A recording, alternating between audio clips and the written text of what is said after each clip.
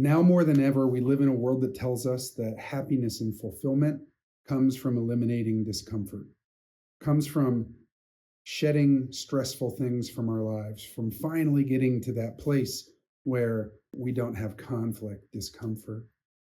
If life feels messy, optimize it. If relationships are hard, remove them. What if I told you that chasing this frictionless life is a trap and it leads us to real disconnection from being able to handle the hard things that come? What if the suffering you've been trying to avoid through this polishing and discomfort shedding and comfort creating process, if those distraction methods are actually preventing you from true freedom and connection? I know this sounds counterintuitive, but when you stop running from suffering and learn how to embrace it, your mindset, your whole approach changes. You'll discover deeper resilience, more meaningful relationships, a life that feels grounded and real, not perfect, but real and connected. Hey, I'm Dr. Andrew Smith. I'm a therapist. I'm the founder of REWIRE Wellness. Over the past decade, I've been helping lots of people transform their lives and relationships. And REWIRE is really an approach that blends ancient wisdom with modern psychology to help people deepen their meaning and their connection. Today, I want to show you how embracing life's hard truths, especially the inevitability of suffering and conflict in relationships that is part of the design, can change everything. Stick with me. I'll share in the end a 3-step framework that you can start using today to live more fully and connect more deeply. If you're ready to take next steps right now, you can link in the description to rewirewellness.co, where we've got a free guide and a free relationship health assessment for you to get started today enacting some of the pieces that we'll be talking about here. Here's what I want to cover today. Number one, why avoiding suffering makes us miserable in the end only increases our anxiety and our need to deny.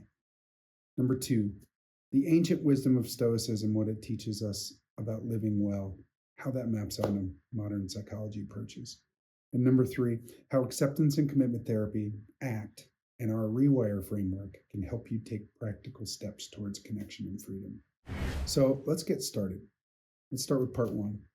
Why avoiding suffering makes us miserable. Let's be honest, our world is obsessed with making life easier and more convenient. The promise of getting to that finish line never quite comes. The need for groceries, got that? Order online. Hate waiting in line, curbside pickup takes care of that. Want instant entertainment? You can stream all day long. How about TikTok and YouTube? The message is clear. In those technologies, the promise is frictionlessness. Here's the problem though.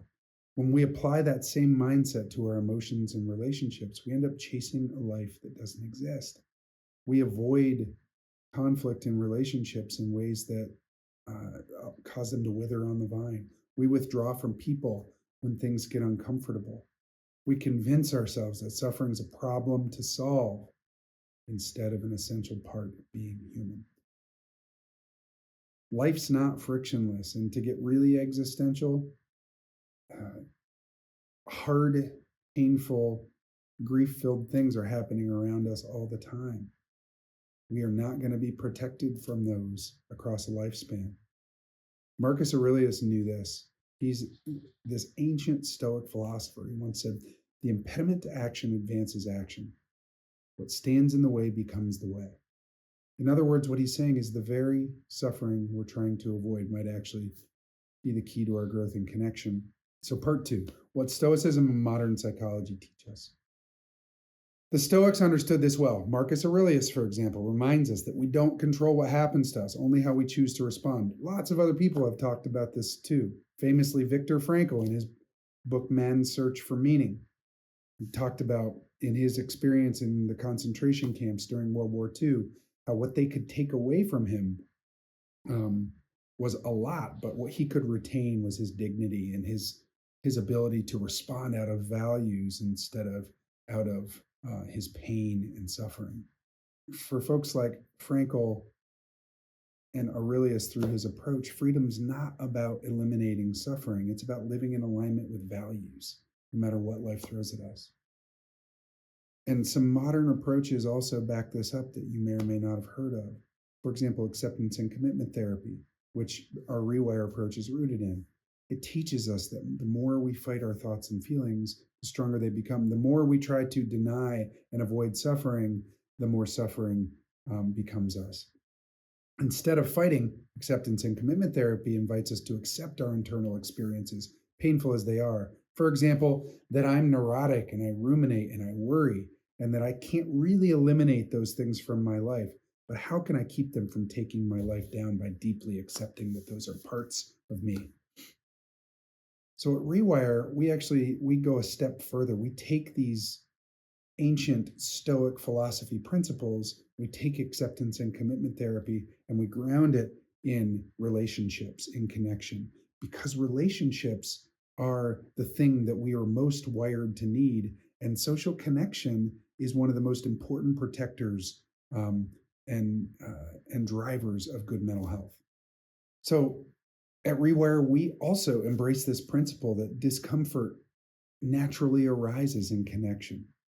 Suffering is part of our relationships, and it's through commitment and sustainment in those relationships that we actually find the deepest meaning and connection and commitments in our lives. The things that keep us healthy amidst this inevitable thing that's happening to all of us, moving towards death across the lifespan. Really, really morose stuff, I know. So in Rewire, we're really interested in in identifying where we get stuck in cycles of avoidance and self-protection to protect us from this from pain, really, and doing something about that actively, not passively, not living in this internal experience, but actively going after commitment to change that's grounded in real, deep, honest self-reflection. So part 3, the 3 steps to shift patterns that Rewire focuses on. And I'm just giving you the bare bones today. But here's what you can start applying using our framework. Number 1, acceptance. Ground yourself in reality. What can I accept about this relationship right now? What can I accept about my marriage or my relationship with my teenager or this friendship that feels like it's grown apart, or my relationship with my dying parent? What can I accept about this relationship right now? Maybe it's messy, painful, it's got a history. That's the foundation that you're going to be able to commit to change from, because you're seeing it really honestly. Step 2, define a values-led action. Pick one small action that defines with your core values. So if compassion is a value for you, what's one small step you can take towards that value in connection with another person? It's not about grand gestures, it's small, daily, practical actions. And then this third part, so you've defined an action, but take that action. Step 3, take that action. Commit to the action, no matter how you feel. It's an active intervention. It's not allowing you to live in this passive, unchanged state. Pay attention to 2 things when you do that. 1, did your action align with your values? Or 2, did thoughts and emotions derail you? Did your need to avoid the pain derail you? So let's ground this in example. Let's use a patient of mine, Dave. Dave has been in therapy with me for a little while. One of his main reasons for coming is that he feels like a failure as a parent. It's caused him to isolate and feel depressed. And Dave has a goal to reconnect with his kids, but he doesn't know how. And he doesn't know how hopeful that might be. So we start in this example by saying, okay, let's lay the playing field out and accept it as it is. Painful.